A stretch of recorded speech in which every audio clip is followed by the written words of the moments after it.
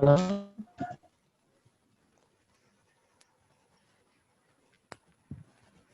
Hello sir no voice sir, voice రావట్లేదు sir. Sir, you are no inaudible. Voice రావట్లేదు sir. Sir, you are inaudible for us, sir.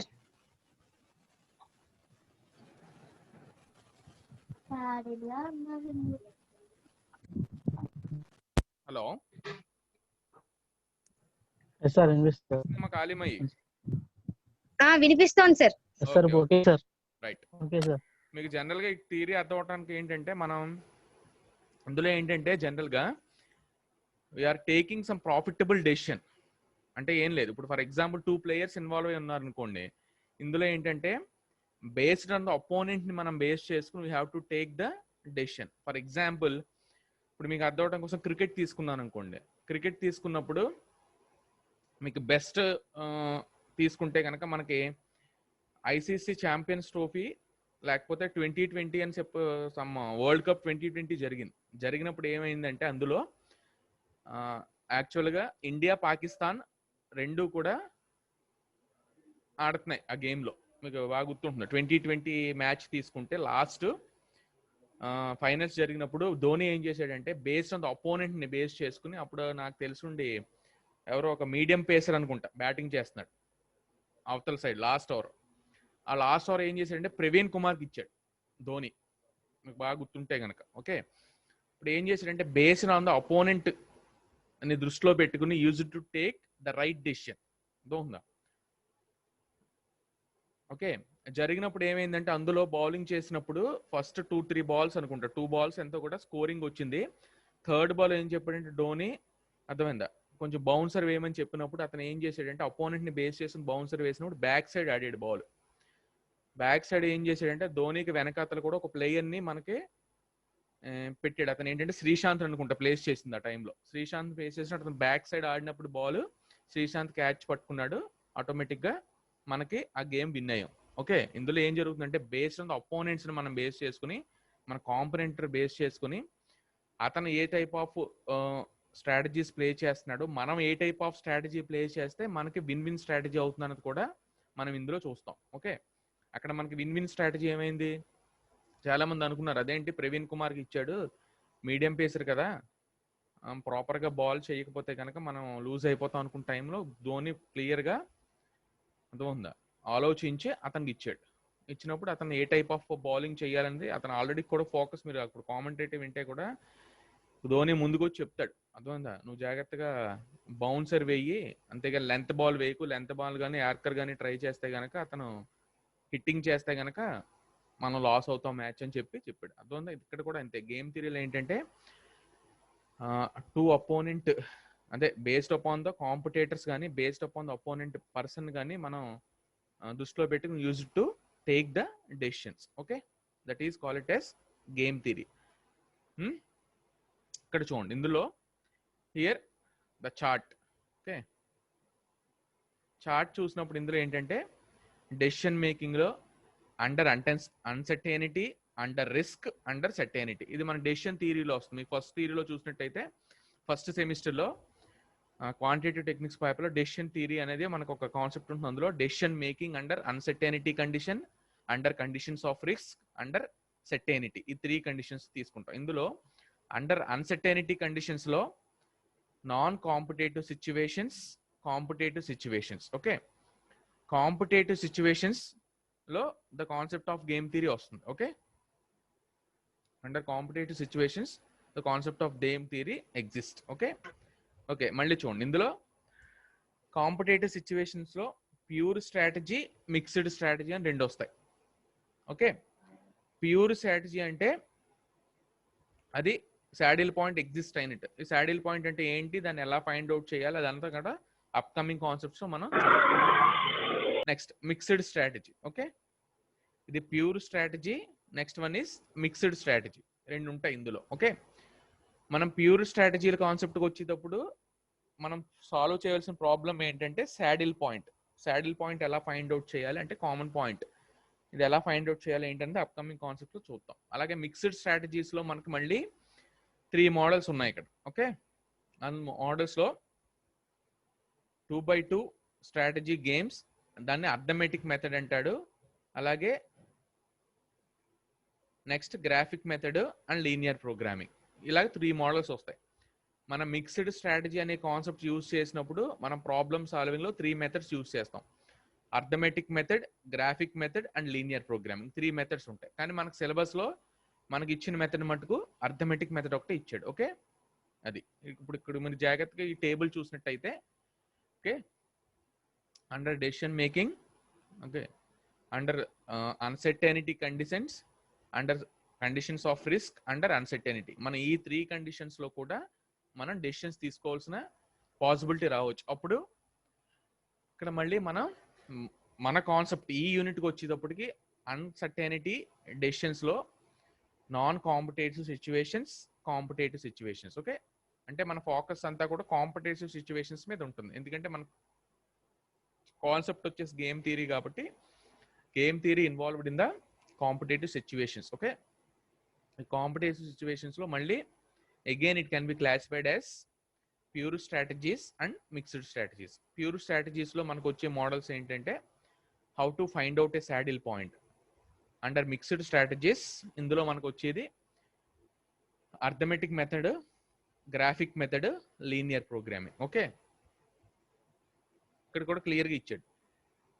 ఇక్కడ 2*2 ఉంది, దీన్ని మనం ఏం చేస్తామంటే 2x2 స్ట్రాటజీస్ అంటాం. బై అని చదువుతాం, దీన్ని స్టార్ ని మనం బై అంటాం, 2x2. ఓకే, లేదా 2x2 స్ట్రాటజీస్ అంటాం.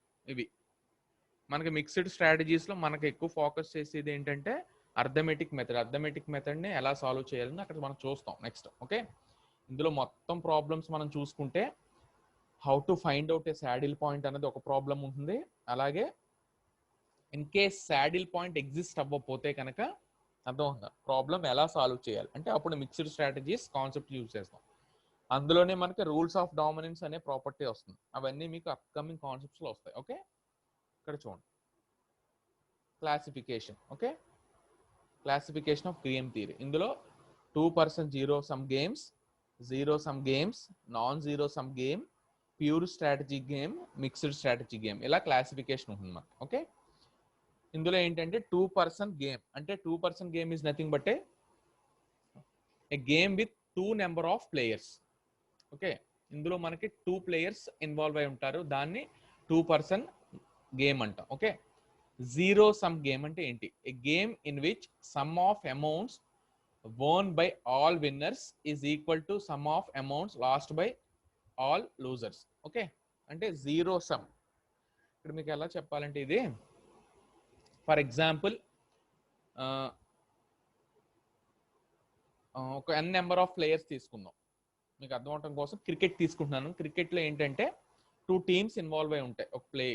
ఒక మ్యాచ్ జరిగినప్పుడు 2 టీమ్స్ ఆర్ ఇన్వాల్వ్డ్. ఎంతమంది ఉంటారు క్రికెట్లో ఒక టీం నుంచి? హలో, క్రికెట్లో ఎంతమంది ఉంటారమ్మా ఒక టీం నుంచి? 11 members sir. ఎంతమంది? 11 sir. 11 members. Yes sir. Okay, ఒక టీంలో 11 మెంబర్స్, ఇంకో టీంలో 11 మెంబర్స్ ఉంటారు జనరల్ గా. అంటే మోర్ దాన్ 2 కదా అక్కడ. Yes sir. చేసుకోవాల్సిందంటే 2 టీమ్స్ తీసుకుంటాం.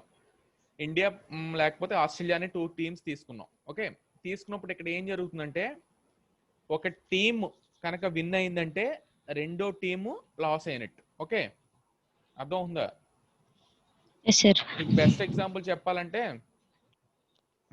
కొన్ని అంటే గ్యాంబ్లింగ్స్ అవి వస్తాయి ఇక్కడ.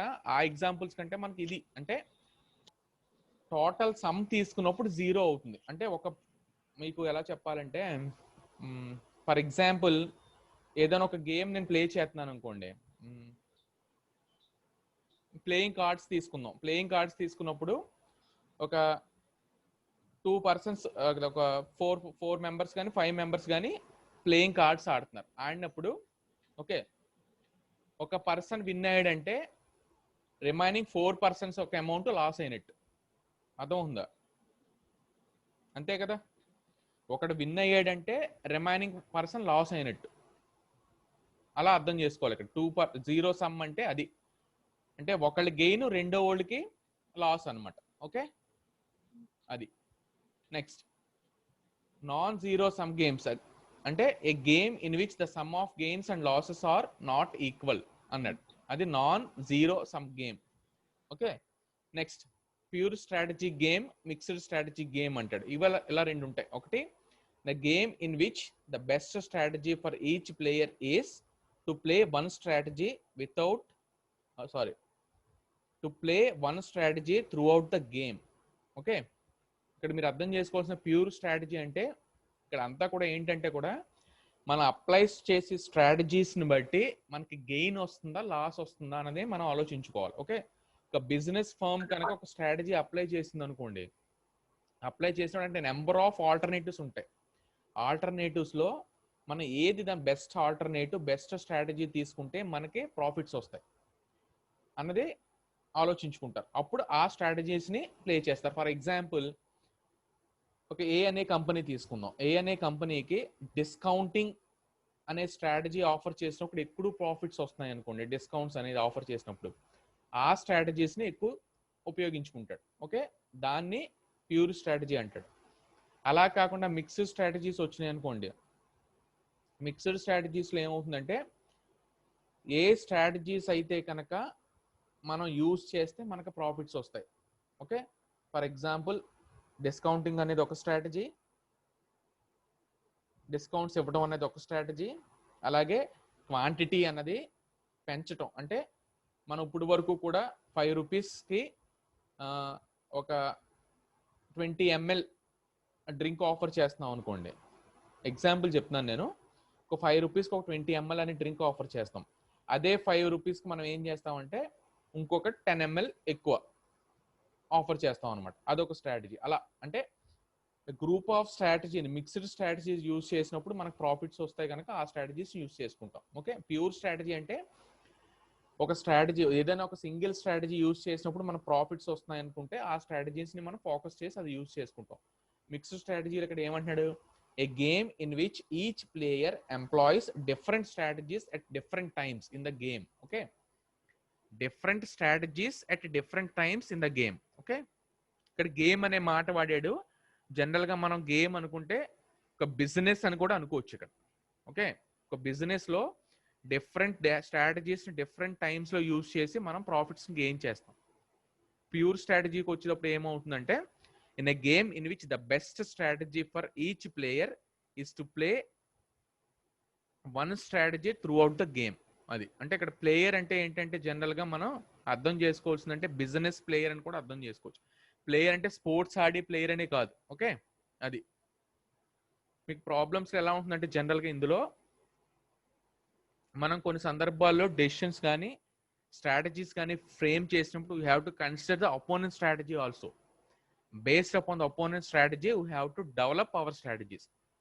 మీకు దీనికి బెస్ట్ ఎగ్జాంపుల్ చెప్పాలంటే, ఇది వరకు మీకు first of all Docomo introduce చేశాడు మార్కెట్లో. మీకు ఐడియా ఉందో లేదో, టాటా డొకోమో ఇంట్రడ్యూస్ చేసినప్పుడు వాళ్ళు ఫస్ట్ ఇంప్లిమెంట్ చేసిన బెస్ట్ స్ట్రాటజీ ఏంటంటే అర్థమైందా, 60 సెకండ్స్కి 60 పైసా అంటే 1 మినిట్కి 60 పైసా ఛార్జ్ చేస్తామని చెప్పి మార్కెట్లోకి అతను టారిఫ్ ప్లాన్ అనేది ఇంట్రడ్యూస్ చేశాడు డొకోమో. ఓకే, అతనికి హ్యూజ్ ప్రాఫిట్స్ తెచ్చిపెట్టింది అది. తర్వాత ఏం చేశారు, రిమైనింగ్ అదర్ కాంపిటేటర్స్ ఎయిర్టెల్ కానీ రిమైనింగ్ ఐడియా కానీ వీళ్ళందరూ కూడా డొకోమో ఏదైతే స్ట్రాటజీ ఇంప్లిమెంట్ చేసి ప్రాఫిట్స్ గెయిన్ చేస్తుందో నెక్స్ట్ వాళ్ళు కూడా అటువంటి స్ట్రాటజీస్ ఇంప్లిమెంట్ చేశారు. ఓకే, అంటే కాంపిటేటర్ స్ట్రాటజీస్ కూడా మనం ఫోకస్ చేసుకుని అది ప్రాఫిటబుల్ స్ట్రాటజీస్ అంటే మనం కూడా దాన్ని ఇంప్లిమెంట్ చేసుకుంటాం అన్నమాట. ఓకే, అది ఇలా గేమ్ థియరీ నడుస్తుంది. ఇప్పుడు చూడండి, నెక్స్ట్ మనకు వచ్చే కాన్సెప్ట్ ఏంటి, క్లాసిఫికేషన్ అయిపోయిన తర్వాత శాడిల్ పాయింట్. ఓకే, ఇది ఎలా సాల్వ్ చేయాలి, ఇక్కడ మనకి థియరీ ఇస్తున్నాడు, మీరు థియరీ కొంచెం జాగ్రత్తగా అర్థం చేసుకోవాలి. ఓకే, ఇక్కడ ఫస్ట్ శాడిల్ పాయింట్ మెథడ్ అనే మాట వాడాడు. అంటే శాడిల్ పాయింట్ ఫైండ్ అవుట్ చేయాలంటే కనుక మనం ఎలా సాల్వ్ చేయాలి ప్రాబ్లమ్. ఓకే, ఇక్కడ చూడండి, ఫస్ట్ ఇందులో ఏంటంటే first point, at the right of each row write the row minimum and underline the largest of them. ఇక్కడ చూడండి, at the right of each row write the row minimum and underline the largest of them అన్నాడు. అంటే ఇక్కడ ఏంటంటే మీకు ఇచ్చిన ప్రాబ్లంలో first రోస్ని identify చేసుకోండి. ఓకే, ఆ రో సైడ్ నుంచి ఫస్ట్ రోలో మినిమం ఎలిమెంట్ ఏదన్నది ఫైండ్ అవుట్ చేసి దాన్ని రైట్ సైడ్ ఆఫ్ ద రోని లో ప్లేస్ చేయండి అంటాడు. అంటే ఏం లేదు, మనం ఫస్ట్ రో తీసుకుంటాం, ఫస్ట్ రోలో మినిమం ఎలిమెంట్ ఏంటన్నది ఐడెంటిఫై చేస్తాం, దాన్ని ఆ కరస్పాండింగ్ రోలో రైట్ సైడ్ వేసుకుంటాం. అదే ఆడు చెప్పిన మాట. ఓకే, ఫర్ ఎగ్జాంపుల్ మనకు 3 రోస్ ఇచ్చాడు అనుకోండి, 3 రోస్లో సేమ్ అలాగే ప్రతి రోలోంచి మినిమం ఎలిమెంట్ ఐడెంటిఫై చేస్తాం, దాన్ని రైట్ సైడ్ ఆ రోకి కరస్పాండింగ్గా వేసుకుంటాం. ఓకే, అలా రో మినిమా అన్నది ఫైండ్ అవుట్ చేస్తాం. ఓకే, ఆ రో మినిమా ఫైండ్ అవుట్ చేసిన తర్వాత ఫర్ ఎగ్జాంపుల్ మనం 3 రోస్ అనుకోండి, 3 రోస్లో మనం ప్రతి రోలోంచి మినిమం ఎలిమెంట్ ఐడెంటిఫై చేసుకుని ఆ రోకి కరస్పాండింగ్గా రైట్ సైడ్ వేసేసుకుంటాం. అలా మనకి రో మినిమా వస్తుంది. చూడండి, రో మినిమా వచ్చిన తర్వాత అందులోంచి లార్జెస్ట్ ఎలిమెంట్ అన్నది ఐడెంటిఫై చేసుకోండి అంటున్నాడు. జాగ్రత్తగా వినాలి, అర్థమవుతుందా?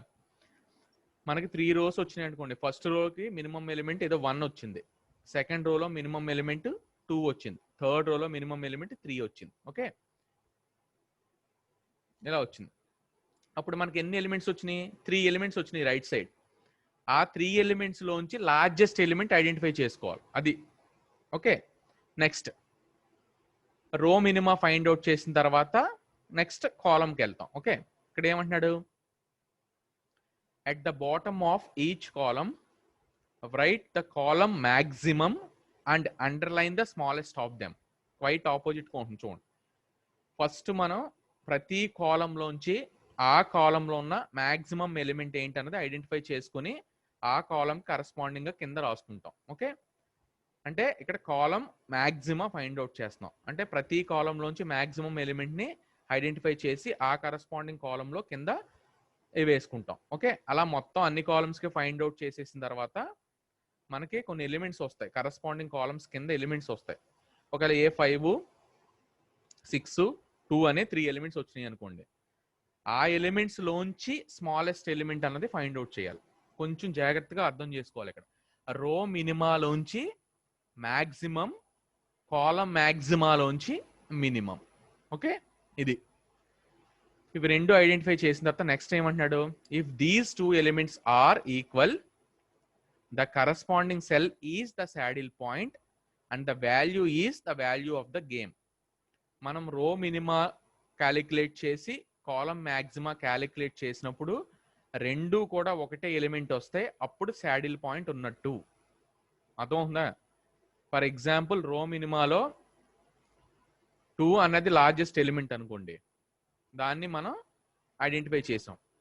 కాలం మ్యాక్సిమా చేసిన తర్వాత అందులో కూడా స్మాలెస్ట్ ఎలిమెంట్ 2 అనుకోండి, దాన్ని కూడా ఐడెంటిఫై చేస్తాం. రెండు కూడా కామన్ ఎలిమెంట్ వస్తాయి కనుక దాన్ని శాడిల్ పాయింట్ ఎగ్జిస్ట్ అయింది అనుకుంటాం. ఆ ఎలిమెంట్ని మనం వాల్యూ ఆఫ్ ద గేమ్ అనుకుంటాం. ఓకే, ఇప్పుడు మీకు అర్థం అవడం కోసం నేను ప్రాబ్లం తీసుకుని మీకు చూపిస్తాను. ఓకే, అప్పుడు మీకు క్లియర్గా అర్థం అవుతుంది. చూడండి, ఇది problem. Example, the pay of matrix of 2 person 0 sum game is అని ఇలా ఇచ్చాడు మనకి. ఓకే, ఏమి ఇచ్చాడు చూడండి, ప్లేయర్ ఏ, ప్లేయర్ బి. ఓకే, ప్లేయర్ ఏ ఇచ్చినప్పుడు రో చూడండి, ఫస్ట్ రోలో 15 2 3 ఇది రో 1, 6 5 7 రో 2, -7 4 0 రో 3. ఓకే, ఇది 3x3 మ్యాట్రిక్స్, 3 rows 3 columns ఉన్నాయి. ఓకే, కాలం 1 కాలం 2 కాలం 3 రో 1 రో 2 రో 3. ఓకే, ఇది జనరల్గా మనకి ఇలా ఇచ్చాడు. ఇచ్చినప్పుడు మన శాడిల్ పాయింట్ ఫైండ్ అవుట్ అయిందా లేదా అనేది మనం ఫస్ట్ క్యాలిక్యులేట్ చేసి చూసుకోవాలి. ఓకే, శాడిల్ పాయింట్ ఎగ్జిస్ట్ అయితే, శాడిల్ పాయింట్ వస్తే ప్రాబ్లం లేదు. ఓకే, శాడిల్ పాయింట్ ఎగ్జిస్ట్ అవ్వకపోతే ఎలా చేయాలంటే నెక్స్ట్ కాన్సెప్ట్లో వస్తుంది మనకు. ఓకే, ఇక్కడ ఫస్ట్ ఏం చెప్పాడు, మీరు ప్రతి రోలోంచి మినిమం ఎలిమెంట్ ఐడెంటిఫై చేసుకొని దాన్ని రైట్ సైడ్ ఆ కరస్పాండింగ్ రోకి రైట్ సైడ్ ప్లేస్ చేసుకోండి అన్నాడు. ఓకే, ఇక్కడ చూడండి, ఫస్ట్ రోలో 15 2 3 ఈ 3 ఎలిమెంట్స్లో మినిమం ఎలిమెంట్ 2 కాబట్టి ఇది 2 ఆర్ అంటే రో మినిమా ఇక్కడ వేసుకుందాం, అంటే ఆ రోకి కరస్పాండింగ్గా ఇక్కడ వేసుకున్నాం. ఓకే, ఫస్ట్ రో తీసుకుంటాం, ఫస్ట్ రోలో మినిమం ఎలిమెంట్ 2 కాబట్టి 2ని ఇక్కడ ప్లేస్ చేసుకుంటాం. తర్వాత నెక్స్ట్ రోకి వెళ్తాం, నెక్స్ట్ రోకి వెళ్ళినప్పుడు ఇందులోంచి మళ్ళీ మినిమం ఎలిమెంట్ ఏంటని తీసుకుంటాం, 6 5 7. ఓకే, ఇది మూడిట్లో మినిమం ఎలిమెంట్ 5 కాబట్టి 5 తీసుకున్నాం. నెక్స్ట్ ఇక్కడ చూడండి, -7 4 0 ఈ 3 ఎలిమెంట్స్లోని -7 ఇస్ ద స్మాలెస్ట్ ఎలిమెంట్ కాబట్టి -7 రాసుకుంటాం. అంటే రో మినిమా క్యాలిక్యులేట్ చేసాం. ఫస్ట్ రోలో మినిమం ఎలిమెంట్ 2, సెకండ్ రోలో మినిమం ఎలిమెంట్ 5, థర్డ్ రోలో మినిమం ఎలిమెంట్ 7. ఓకే, ఇది ఫస్ట్. ఇప్పుడు నెక్స్ట్ రో మినిమా క్యాలిక్యులేట్ చేసిన తర్వాత ఏమంటున్నాడు, మీకు రో మినిమా క్యాలిక్యులేషన్ అయిపోయిన తర్వాత రో మినిమాలో వచ్చిన ఎలిమెంట్స్ ఇవి 2 వచ్చింది, 5 వచ్చింది, 7 వచ్చింది. ఈ మూడిట్లోంచి లార్జెస్ట్ ఎలిమెంట్ అన్నది ఫైండ్ అవుట్ చేసుకోండి, ఐడెంటిఫై చేయండి అన్నాడు. లార్జెస్ట్ ఎలిమెంట్ ఏంటి మనకు వచ్చిన ఈ 3 ఎలిమెంట్స్లో 5 is the largest element. Okay, అది దాన్ని ఐడెంటిఫై చేసుకుంటాం. నెక్స్ట్ ఇది రో సైడ్ అవుతుంది. నెక్స్ట్ కాలం సైడ్ కూడా ఫైండ్ అవుట్ చేస్తాం. కాలం సైడ్ ఫైండ్ అవుట్ చేసినప్పుడు ఫస్ట్ కాలంలో మ్యాక్సిమం ఎలిమెంట్ ఏంటి ఐడెంటిఫై చేసుకుంటాం 15, సెకండ్ కాలంలో మ్యాక్సిమం ఎలిమెంట్ 5, థర్డ్ కాలంలో మ్యాక్సిమం ఎలిమెంట్ 7. మీరు గుర్తుపెట్టుకోవాల్సింది ఏంటంటే ఇక్కడ key point, saddle point find out చేసినప్పుడు రో సైడ్ నుంచి వెళ్ళినప్పుడు మినిమం ఎలిమెంట్ ఐడెంటిఫై చేస్తాం, కాలం సైడ్ నుంచి వెళ్ళినప్పుడు మ్యాక్సిమం ఎలిమెంట్ ఫైండ్ అవుట్ చేస్తాం. అర్థమవుతుందా? ఓకే, చూడండి, ఇప్పుడు నేను ఏం చేస్తాను, కాలం మ్యాక్సిమా చేస్తున్నాను, అంటే ప్రతి కాలంలోంచి మ్యాక్సిమం ఎలిమెంట్ ఫైండ్ అవుట్ చేస్తున్నాను. ఫస్ట్ కాలంలో మ్యాక్సిమం ఎలిమెంట్ 15, సెకండ్ కాలంలో మ్యాక్సిమం ఎలిమెంట్ 5, థర్డ్ కాలంలో మ్యాక్సిమం ఎలిమెంట్ 7. ఓకే, అంటే రో మినిమా క్యాలిక్యులేట్ చేశాను, కాలం మ్యాక్సిమా క్యాలిక్యులేట్ చేశాను. ఓకే, రో మినిమా క్యాలిక్యులేట్ చేసిన తర్వాత అది ఏమన్నాడు, రో మినిమా క్యాలిక్యులేట్ చేసిన తర్వాత వచ్చిన ఎలిమెంట్స్ లోంచి లార్జెస్ట్ ఎలిమెంట్ అనేది ఐడెంటిఫై చేయండి. ఇప్పుడు రో మినిమా క్యాలిక్యులేట్ చేసినప్పుడు లార్జెస్ట్ ఎలిమెంట్ 5.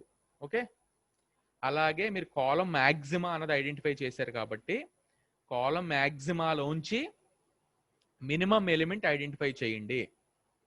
అర్థమవుతుందా? రో మినిమా క్యాలిక్యులేట్ చేసేసిన తర్వాత వచ్చిన ఎలిమెంట్స్ లోంచి లార్జ్ ఎలిమెంట్ తీసుకుంటాం. కాలం మ్యాక్సిమా ఫైండ్ అవుట్ చేసిన తర్వాత వచ్చిన ఎలిమెంట్స్ లోంచి ఏం తీసుకుంటాం? స్మాలెస్ట్ ఎలిమెంట్ తీసుకుంటాం. గుర్తుపెట్టుకోవాలి. అర్థమవుతుందా? అప్పుడు మనకి కాలం మ్యాక్సిమాలోంచి ఈ 3 ఎలిమెంట్స్ వచ్చినాయి. ఫస్ట్ కాలంలో మ్యాక్సిమం 15, సెకండ్ కాలంలో మ్యాక్సిమం 5, థర్డ్ కాలంలో మ్యాక్సిమం 7. ఓకే, ఈ 3 ఎలిమెంట్స్ లోంచి మళ్ళీ ఏమంటున్నాడు? లీయెస్ట్ ఎలిమెంట్ ఐడెంటిఫై చేసుకోవాలి. ఓకే, ఈ 3 ఎలిమెంట్స్ లీయెస్ట్ ఎలిమెంట్ 5. ఓకే, అంటే కాలంలోని రోలోని 2, 2 కూడా ఒకటే ఎలిమెంట్ వచ్చింది, అది 5. ఇదిగోండి, ఇది అంటే రో సైడ్ నుంచి కాలం సైడ్ నుంచి మనం క్యాలిక్యులేట్ చేసినప్పుడు ఒక కామన్ ఎలిమెంట్ వస్తే కనుక అంటే ఇదిగోండి, ఇది 5 అంతే కదా. ఇక్కడ 5 ఉంది, ఇక్కడ 5 ఉంది, అంటే ఈ 5 ఇక్కడ వచ్చింది, అంటే శాడిల్ పాయింట్ ఉన్నట్టు, ఎగ్జిస్ట్ అయ్యింది. ఓకే, ఈ 5ని ఏదైతే ఈ శాడిల్ పాయింట్ ఎగ్జిస్ట్ అయిన సెల్లో ఉన్న స్ట్రాటజీ ఏదైతే ఉందో ఆ strategy both win win strategy అనమాట. అంటే it is a winnowing strategy. Okay, ఇప్పుడు మనం దీన్ని ఎలా రాసుకుంటాం? The saddle point exist and the value of the game is 5 అని రాస్తాం. ఓకే, ఇది జనరల్గా అర్థం ఉందా? మీరు మళ్ళీ నేను ఒకసారి శాడిల్ పాయింట్ ఎలా క్యాలిక్యులేట్ చేయాలో మీకు చెప్తాను, మీరు జాగ్రత్తగా ఒకసారి చూడండి. ఓకే, ఇప్పుడు మనకి ఏం చేస్తున్నాడు ఇందులోని శాడిల్ పాయింట్ ఎగ్జిస్ట్ అయ్యిందో లేదో మనం సాల్వ్ చేయాలంటే ఫస్ట్ మనకు ప్రాబ్లం ఇచ్చిన తర్వాత ఓకే చూసుకుంటాం. ఇది 3x3 మ్యాట్రిక్స్ ఇచ్చాడు కాబట్టి ఇందులో ఫస్ట్ రో సైడ్ నుంచి స్టార్ట్ చేస్తాం. ఓకే, ఫస్ట్ రోలో అంటే మీరు గుర్తుపెట్టుకోవాల్సిందంటే రో మినిమా క్యాలిక్యులేట్ చేయాలి. First row minimum element 2, second row minimum element 5, third row minimum element 7. Okay, అలాగే కాలం మ్యాక్సిమా ఫైండ్ అవుట్ చేస్తాం. First column maximum element 15, second column maximum element 5, third column maximum element 7. Okay, row minima column maxima find out చేసాం. Okay, row minima find out చేసిన తర్వాత వచ్చిన ఎలిమెంట్స్లో largest element ఏంటన్నది identify చేయమన్నాడు. అదిగోండి, ఇది 5. అంటే జనరల్గా ఏంటంటే మనం స్టార్స్తో ఇక్కడ మార్క్ చేస్తున్నాం. అంటే ఏంటంటే జనరల్గా రో మినిమా అన్నప్పుడు సింగిల్ స్టార్తో మెన్షన్ చేశారు, ఇక్కడ కాలం మ్యాక్సిమా అన్న తర్వాత డబల్ స్టార్తో మెన్షన్ చేశాడు. మనకు ఐడెంటిఫికేషన్ కోసం ఇలా మెన్షన్ చేశాడు. అర్థం ఉందా? అది అంటే సింగిల్ స్టార్ అంటే రోలో మినిమం ఎలిమెంట్ అని, డబల్ స్టార్ అంటే కాలంలో మ్యాక్సిమం ఎలిమెంట్ అనేది ఐడెంటిఫై చేసుకోవడానికి అలాగా రిప్రజెంటేషన్ చేసుకున్నాం. ఓకే, రో మినిమా క్యాలిక్యులేట్ చేసేసాం కాబట్టి ఈ రో మినిమాలో ఉంచి మ్యాక్సిమం ఎలిమెంట్ ఏంటి అన్నది 5 అన్నది. ఓకే, 5. అలాగే కాలం మ్యాక్సిమం ఐడెంటిఫై చేసాం, ఇందులోంచి స్మాలెస్ట్ ఎలిమెంట్ తీసుకోవాలి, అది కూడా 5. ఓకే, ఈ రెండు కూడా ఒకే ప్లేస్ దగ్గర వచ్చింది, ఇది 5. ఇది దీన్ని శాడిల్ పాయింట్ ఉన్నట్టు మనం క్యాలిక్యులేట్. శాడిల్ పాయింట్ ఎలా క్యాలిక్యులేట్ చేయాలి అర్థమైంది కదా. జనరల్గా ఇది ప్రొసీజర్. అంటే రో సైడ్ లో మినిమం ఎలిమెంట్ ఐడెంటిఫై చేసుకుని అది పక్కన వేసుకుంటాం, స్టార్ మార్క్ సింగిల్ స్టార్ తో మెన్షన్ చేసుకుంటాం, అలా ప్రతి రోకి చేసుకుంటాం. కాలం సైడ్ వచ్చినప్పుడు మాక్సిమం ఎలిమెంట్ ఐడెంటిఫై చేసి దాన్ని కరస్పాండింగ్ కాలం కింద వేసుకుంటాం, దాన్ని డబల్ స్టార్ తో రిప్రజెంట్ చేస్తాం, అలా ప్రతి కాలంకి చేసేసుకుంటాం. అయిపోయిన తర్వాత రో మినిమా క్యాలిక్యులేట్ చేసిన ఎలిమెంట్స్ లోంచి మాక్సిమం ఎలిమెంట్ ఐడెంటిఫై చేస్తాం, కాలం మ్యాక్సిమాలోంచి ఐడెంటిఫై చేసిన ఎలిమెంట్ లోంచి మినిమం ఎలిమెంట్ ఐడెంటిఫై చేస్తాం. రెండు కూడా కామన్ ఎలిమెంట్ వస్తాయి కనుక శాడిల్ పాయింట్ ఉన్నట్టు మనం క్యాలిక్యులేట్ సమ్ ప్రాబ్లం సాల్వ్ చేస్తాం అనమాట. అంటే ఏంటి, ఇక్కడ శాడిల్ పాయింట్ ఉంది కాబట్టి దాన్ని మనం ఏం చేస్తాం అంటే here from the above problem the saddle point exist in this problem and the value of the game is 5. అంతే కదా, ఇదిగోండి ఇది అలా రాసుకుంటాం. ఓకే, ఇది జనరల్గా ఉన్నట్టు. ఓకేనా, ఇది మనకి శాడిల్ పాయింట్ సాల్వ్ చేసే విధానం. ఓకే, ఇందులో ఏమైనా డౌట్స్ ఉంటే అడగండి అమ్మ ఒకసారి. మనకి ఏంటంటే డౌట్స్ మీరు అడిగే టైంకి స్కిప్ అయిపోతుంది కాబట్టి తర్వాత మీరు ఫోన్ చేసినా అడగచ్చు, ఇబ్బంది లేదు డౌట్స్. ఓకే, ఏమైనా డౌట్ ఉందా మీకు? శాడిల్ పాయింట్ ఎలా క్యాలిక్యులేట్ చేయాలని దాని గురించి ఏమైనా డౌట్ ఉంటే ఒకసారి అడగండి, ఇది చాలా ఇంపార్టెంట్.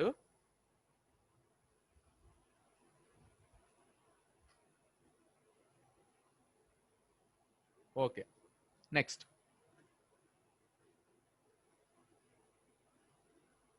కాన్సెప్ట్ ఏంటంటే మనకి 2% జీరో సమ్ గేమ్స్ అని వస్తుంది. Okay, 2% zero sum games are 2% zero sum game. ఇక్కడ చూడండి, when there are two competitors playing a game, it is called 2% game. Okay, when there are two competitors playing a game, it is called 2% game. అంటే ఏంటి? Here in this 2% zero sum game, there are only two competitors or two players involved in this 2% zero sum game. Okay, in this game, in this case, number of competitors exceed 2, say n, then the game is called n% game. Only 2 persons involved in a game, then it is called it as 2% game. When n number of persons involved in a game, then it is called as n% game. Okay, see here, next, the game having the zero sum character, that the algebraic sum of gains and losses of all the players is 0 are called zero sum game. Okay, చూడండి జాగ్రత్త. The game having the zero sum character, that the algebraic sum of gains and losses of all the players is 0 are called zero sum game.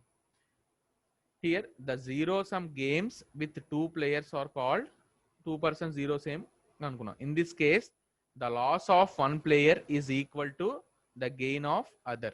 ఇక్కడ అర్థం చేసుకోవాల్సింది ఏంటంటే 2% zero sum game అంటున్నాడు, zero sum అంటున్నాడు. అంటే the total is equal to zero అని, sum is equal to zero అంటే అర్థం చేసుకోవాల్సిన ఏంటంటే ఒక గేమ్ లో 2 persons ఇన్వాల్వ్ అయ్యారు.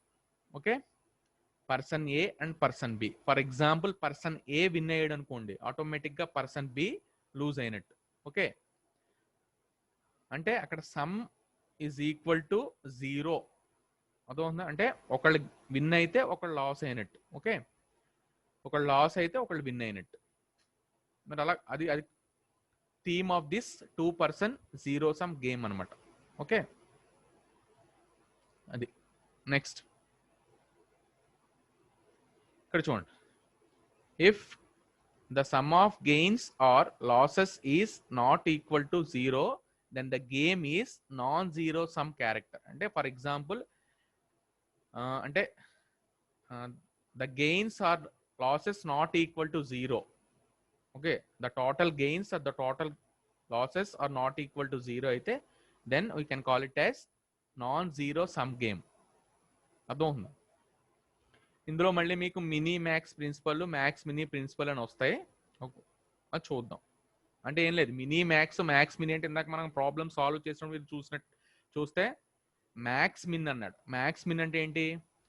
మనం రో సైడ్ మ్యాక్సిమం క్యాలిక్యులేట్ చేసాం, ఆ మ్యాక్సిమం క్యాలిక్యులేట్ చేసిన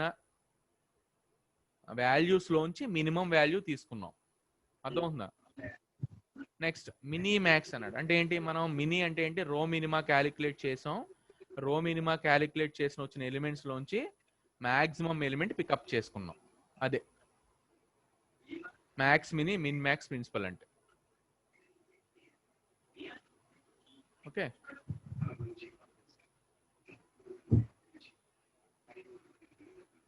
next concept rules of dominance property అని ఉంటుంది. అదే నెక్స్ట్ క్లాస్లో చూద్దాం. రూల్స్ ఆఫ్ డామినెన్స్ ప్రాపర్టీ ఎప్పుడు యూజ్ చేస్తామంటే, మనం ప్రాబ్లమ్ సాల్వ్ చేస్తున్నప్పుడు మనకి కనుక శాడిల్ పాయింట్ ఎగ్జిస్ట్ అవ్వకపోతే ఈ కాన్సెప్ట్ను ఉపయోగించుకుని రూల్స్ ఆఫ్ డామినెన్స్ అనే ప్రాపర్టీస్ ఉపయోగించుకుని మ్యాట్రిక్స్ సైజ్ అనేది 2x2 తీసుకొస్తాం. ఓకే, ఇక్కడ రూల్స్ ఆఫ్ డామినెన్స్ ప్రాపర్టీ ఎందుకు అప్లై చేస్తామంటే we have to reduce the size of the matrix for the convenience of problem doing. అర్థం ఉందా? దాన్ని అప్లై చేసి మనం rules of dominance properties apply చేసుకుని we have to reduce the size of the matrix. ఎందుకు? మనం problem చేస్తాం. Problem చేయాలంటే మనకి 2x2 మ్యాట్రిక్స్ సైజ్లో తీసుకొచ్చి ప్యూర్ స్ట్రాటజీస్ కాన్సెప్ట్ ఉపయోగించి మనం ప్రాబ్లం సాల్వ్ చేస్తాం. అలా సాల్వ్ చేయాలంటే సైజ్ ఆఫ్ ద మ్యాట్రిక్స్ని రెడ్యూస్ చేసుకుంటాం. అలా size of the matrix reduce చేయాలంటే మనం ఫాలో అయ్యే ప్రాపర్టీ ఏంటంటే rules of dominance property. Okay, ఇది అది ఎలా ఫాలో అవ్వాలి? రూల్స్ ఆఫ్ డామినెన్స్ ప్రాపర్టీ ఎలా ఫాలో అవ్వాలి? దానికి ఒక స్టెప్స్ ఉన్నాయి, ప్రొసీజర్ ఉంది. ఓకే, ఆ ప్రొసీజర్ ఫాలో అయ్యి మనం రూల్స్ ఆఫ్ డామినెన్స్ ప్రాపర్టీని అప్లై చేసి మ్యాట్రిక్స్ సైజ్ అనేది తగ్గించుకుంటాం. ఓకే, ఇది నెక్స్ట్ క్లాస్లో మనం చూద్దాం. ఇందులో మీకు ఏం కన్ఫ్యూజ్ అవ్వడానికి ఏం లేదు. అంటే ఇందులో ఎలా ఉంటుందంటే మనకి కాన్సెప్ట్ అనేది క్వాలిటేటివ్లో మాట్లాడుకున్నప్పుడు క్వాలిటేటివ్ డేటా ఉంటే మనకు అర్థం అవుతుంది. కానీ అది కనుక మనకు న్యూమరిక్ నెంబర్లో అప్లై చేసినప్పుడు కొంచెం కన్ఫ్యూషన్స్ వస్తాయి. ఓకే, ఇప్పుడు మనకి 15లు 2లు 3లు అని కనిపిస్తున్నాయి. అవన్నీ కూడా స్ట్రాటజీస్ అనమాట. అర్థం ఉందా?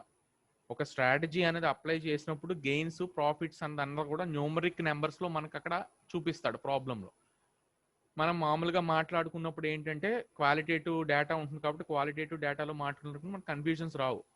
కానీ దాని క్వాంటిటేటివ్లో న్యూమరిక్ నెంబర్స్లోకి మార్చినప్పుడు మనకు కన్ఫ్యూషన్స్ వస్తాయి. ఓకే, అది నెక్స్ట్ మా క్లాస్లో మనం ఏం చేద్దామంటే how to apply rules of dominance property for reducing the size of the matrix for the convenience of the problem. Okay, ఇది ఓకే అమ్మ. నెక్స్ట్ క్లాస్లో చూద్దాం. మీకు ఏమైనా డౌట్స్ ఉన్నాయా? డౌట్స్ ఉంటే అడగచ్చు.